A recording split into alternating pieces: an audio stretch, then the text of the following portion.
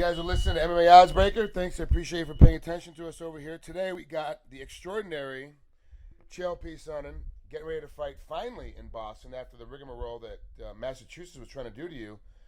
Chael, what was that process like going through, trying to get ready to fight, just getting commissioned to legalize you to be able to walk in and be able to fight this weekend? Well, you know what? I had to get a clearance for testosterone, and that's a normal process. So I had a call from the State Athletic Commission that I had to have a letter submitted by Thursday. This is of last week. By Thursday. So I don't think anything of it. I get the letter and I submit it. Well, I get a call that morning, or rather a text message that says, hey, you need to call in. So I called in. And I was on the line. I was on speakerphone. Nothing was asked of me. I introduced myself. Hey, I'm Chael Sonnen, here to answer any questions. There were no questions, and I hung up the phone. I said, thanks, and I hung up. I was on the phone for less than a minute. Well, later that day is when I found out that, hey, I was calling in because the hearing was going on whether they were going to license me or not. That's a big deal because had I known, I'd have been extremely stressed out. I lost sleep over it, tried to figure out what was going on. Fortunately, I didn't. Fortunately, it was at the 11th hour. I was never told about it. It happened behind my back, and so it was very painless on my end. Do you feel like the Massachusetts did what they could do to the best of their ability because of the way the unions were trying to act towards the UFC, and Massachusetts just really was the media is jumping all over them for kind of screwing the pooch on this one? But don't you think that they kind of did a great job considering they just got dumped with a bad beat? You know, I would only have to guess on all these things. I didn't get privy to very much, but I will tell you, the commission acted very responsibly, and I don't say that because it went in my favor. I'm an objective guy. I know when, there's an issue that needs to be dealt with, but at the same time, I know when there's one that doesn't. This is a fight going on that isn't my fight. It's between the Vegas Culinary Union and a company in Las Vegas called Station Casinos. It's their battle, and I have nothing to do with it. They brought it to me as an attempt to hurt these other guys, so it was kind of a head scratcher. And yeah, the Massachusetts Athletic Commission had no time for it. They threw it out, and they didn't ask me a single question. They just moved for a motion to dismiss. It got second, and they moved on with their agenda. Okay, now let's move on to the preparation for this fight, because you walked in there and Scott, basically, I heard an interview. You walked in and said, Scott just said, hey, look, I lost the gym. I got to close it. The gym that you've been training at since you were a teenager. All of a sudden now is no longer. You moved to your entire training camp down to Rain with Mark Munoz, and you're down there because you really didn't have a choice. You woke up, and now I got to go get a training camp someplace else. Was Munoz's a place because you felt comfortable already from being down there, or was it that was just the next logical spot because of all your commentating in LA? The way you presented that is exactly what happened. My coach, Scott McCoy, brought me in and he just said, look, the gym got lost. I tried to save it. I've been working behind the scenes, and now it's too late. So there was no chance for me or anybody else to, attempt to help out. It was done. I jumped on a plane and went down to the Rain Training Center. I picked Rain for a couple of reasons. One is I've known Mark for a long time, since the 90s. He's a wrestler. I'm a wrestler. As a matter of fact, my senior year in college, Mark and I were the same weight class, and he won the national title. So I've been around him for a long time. I've admired him. I've been a friend. I've been a competitor. We've even signed to fight each other, and the fight ended up not happening. So we've known each other. There's a real familiarity. I don't do well on the road. I really like to be at home, and by home I mean in my living room. If I had ample food, I would not leave my house. So to pack up and live out of a hotel for 6 weeks and train in a new environment is a bit of a shock to my system, the way I'm wired. But, there was great guys out there. A guy whose name you may recognize, Raphael Davis. He was a wrestler for Cal State Bakersfield. He's out there. A guy named Pat Cummings. He was a runner-up for Penn State, lost to Tommy Rollins. So I was surrounded with some familiar faces, which, again, for my makeup was helpful. I had a couple of guys that I got to coach on the Ultimate Fighter, Uriah Hall, Kelvin Gastelum. They were all in the same room. So that was really good for me. I can tell you as a wrestler, and you've done this too, when I've had to go overseas or go train in Poland or Germany, I don't get a lot out of it. And I wish I did, but I just don't. All I want to do when I get there is get home. Yeah, I completely understand that mindset. Now, that's usually how you are. But you said you had a great time down there and things went well. How much different was this training camp? Not just location, but coaching staff wise, because you're dealing with two different mentalities, two different mindsets. Like how did the difference of coaching help you to prepare for Shogun? Well, fortunately, they were pretty close mentalities. And I can tell you, not only as an athlete, but as an analyst who watches the sport, historically, it's not good for athletes when they change camps, especially late in their career. Whether you're watching boxers or MMA guys, a few guys work with that. You know, Randy Couture was a guy that changed camps and went on to win his world title back. He was really very rare. Most guys, when they make that change, things go down. You start learning new stuff, and it seems like you forget you're old. You start holding your hands in a different place.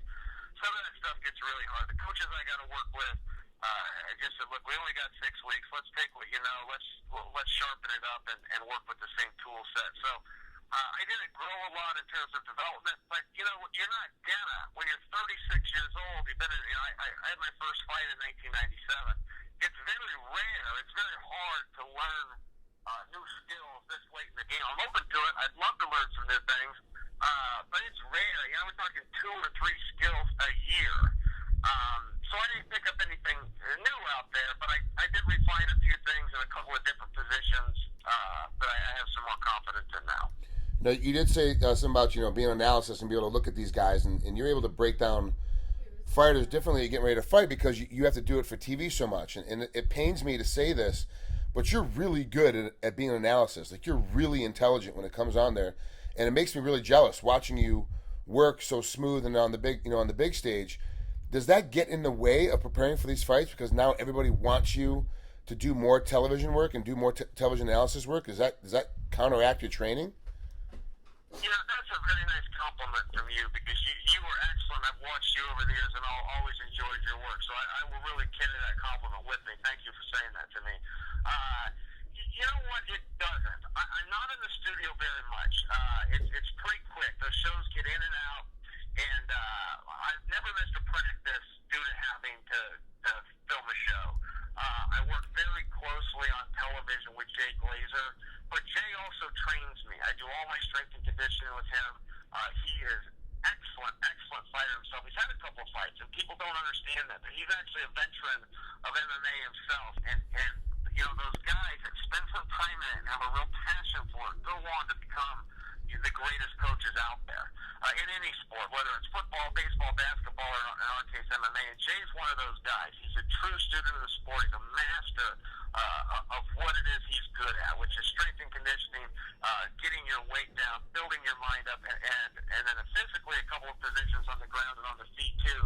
And he's very good at working with wrestlers. He's worked with Randy for years. I believe you've worked with him yourself, Yeah. Sean Evans, some other guys.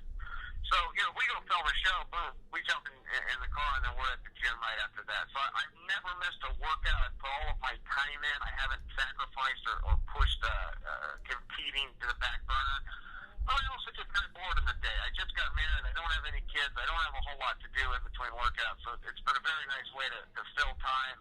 And it's a workout in itself, kind of like you said. When you're watching a film and you're breaking it down, surrounded with very intelligent minds, whether it's Jay Glazer, Rashad Evans, Kenny Florin is my partner, Dominic Cruz, these different guys that come in and have a little bit of a different perspective, it opens my eyes to some stuff. I look at the sport in many different positions differently than I did prior to being an analyst.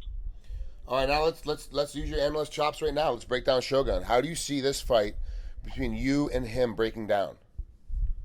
Well, I think that Shogun has a lot of tools. If you try to break him down and find out what his holes are, or you watch too much film on him, you're just going to get frustrated. You know, it's kind of like when I'm watching tape on John Jones. Pretty soon I got to just turn the VCR off because all I'm seeing is this guy kicking the crap out of somebody.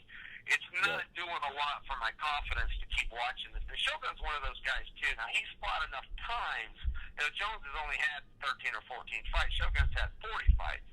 So in that long span, you can find some openings and you can find some tendencies that he does. The problem for me is, you know, I'll see openings on Shogun. I'll see, okay, now's a great time to throw a left hook. Now's a great time to throw a roundhouse kick. The problem for me is I don't have those skills. I don't throw roundhouse kicks, and I don't land some of these shots that Shogun is susceptible for. So for me to bring my skills and him to bring his skills, it's a bit of an experiment. You know, I can definitely beat him, but the truth is he can definitely beat me too. I don't know who's going to win, but I can tell you this, Frank, I'm ready. I prepared well. I've got no excuses, and even if I did, I wouldn't share them with you. I'm ready to go. I'm ready to fight the full 5 rounds if need be. And if he's better than I am, then God bless him. How hard is that for you as an analysis to go, look, you know, I'm really breaking this down now. I'm looking at, like, I can beat him in 4 different ways, but he can beat me in 4 different ways too.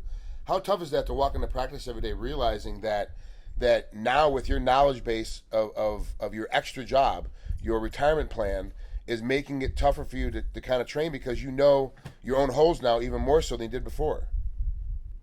Well, it's just a reality. It's just the way that it goes. You know, there's a couple of moves in wrestling where it doesn't matter who's better. If he catches you in these holds, you know, a head and arm, Frank, Yeah. no matter how good you or I were as wrestlers, if a guy put us in a head and arm, we were probably not getting up. There's a couple of moves when your coach will tell you, hey, the best way to get out of that is to stay out of that. There are positions you don't want to be in. Your Shogun is a leg guy. Not a lot of guys are doing leg locks now. He will swallow your leg if you get him. He'll go from a knee bar to a heel hook to a calf puncher. He'll transition it into a reversal. He did it on Gustafson. He submitted Kevin Randleman. You know, just off the top of my head, a couple of fights that I watched as recently as last night. But he attacks him on everybody. He attacked him on Coleman. He attacked him on Chuck Liddell. That's not a very common position. Not a lot of guys are leg lock guys. Statistically speaking, not a lot of fights are finished with a leg lock. But if they are, it's a big problem for the guy that got caught in it. Yeah, Husumar Pelharis, if that name rings a bell, this Brazilian guy breaks on the scene, starts leg locking everybody, but you don't see these guys again until the following year because they've got major knee problems. It's a big deal to get caught in a heel hook. It's a banned technique on the amateur level throughout the country. It can really be a devastating hold. So those things are on my mind. You know, I understand I got to stay out of that position, and when he goes for it, and he is going to go for it, I gotta kick on. I cannot wait. I've got to respond right now. I got to get out of that position, get back to a better position, and continue on the fight. He's got a couple of spots like that where you don't want to end up with him. All right, last question, Chael. We're out of here. You win this fight on Saturday night. Title shot next? You know, we'll see what happens. What I want to do, there's a couple of guys I want to fight, and John Jones was a guy I really wanted to fight. He happened to have the title, so that was a byproduct of fighting the guy I wanted to fight. Anderson Silva is the guy I want to beat up. Him having the title was a byproduct of that. I still want to beat up Anderson Silva. He doesn't have the title, and he's not ever going to have it again. I still want to fight him. So for me, it's not all about championship fights. So this fight with Shogun is one of the biggest fights of my life. It's a big fight because it's the TV Garden. We sold it out in record time. It's on Fox Sports 1, which will win 93 million living rooms. This has an opportunity to break the record for viewership of any fight ever, of boxing, wrestling, MMA. It's got that opportunity because it's in 93 million living rooms. So this is a huge fight, but it's not a title fight. So there's other huge fights out there that I really want to do, and they're not all for the title. And it's not, I would love to be champion, and I will go after that belt. But right now, I'm going to go after a few specific guys. Vitor Belfort has a title that I want, that of #1 contendership. As it turns out, I also want to beat up Vitor Belfort. So if I can kill 2 birds with 1 stone, I'm going to. Wow, I like it. I actually like that Vitor Belfort fight. Chael, I know you're busy. I know you've had a lot of meetings. I really appreciate you calling me back and getting on the phone with us today. I am never too busy for you. Frank Trigg, wrestling legend. I'm happy. Hey, you want to hear something? Guess who I got to meet today? Who's that? You ready for this? Yeah? Kenny Monday. Shut up. You've never met Kenny Monday before? Never. I spent about 30 minutes with him reminiscing. We were talking about what would happen if he wrestled Jordan Burroughs, what would happen. Yeah, I had so much fun. It was on a van ride, and when the ride was over, I was so disappointed. I wish the driver would have taken a detour and gotten lost. What an amazing man that guy is. I spent 2 years with him down in Oklahoma State. An incredible man, incredible competitor, and so knowledgeable. The Black Zillions now have him as their head wrestling coach. They are going to be outstanding in about a year and a half with his tutelage down there. It's going to be an amazing different group of wrestling coming out of there. And I'm actually kind of interested to see how Alistair Overeem comes in with his wrestling for this fight against Travis Brown, because they've been working on it really hard. And Kenny's an amazing coach. Yeah, you could call it coincidence if you want, but the Black Zillings won a major slump, like 1 win and 12 losses or something. And when Kenny stepped in, that's all turned around. That could be a coincidence, but it's all turned around since he's been president. It was really cool. It's very rare where you get to meet your heroes. It's just a very rare thing as human beings. They get on the bus and there he was. I'm like, oh my gosh. That's great. That's great, Chael. Well, Yeah, now I know you're. great. Now the fans at home know you're a nerd just like I am. But you actually still get geeked out when you meet your childhood heroes. So. Yeah, it was awesome. All right, buddy. Hey, good job with the show, man. I know you got a ton of listeners. Tell them to keep tuning in. Thanks, man. Appreciate it, but I'll talk to you soon. See you, pal. Well, there you have it, ladies and gentlemen. That's Chael Sonnen here on MMA Oddsbreaker. We'll talk to you soon.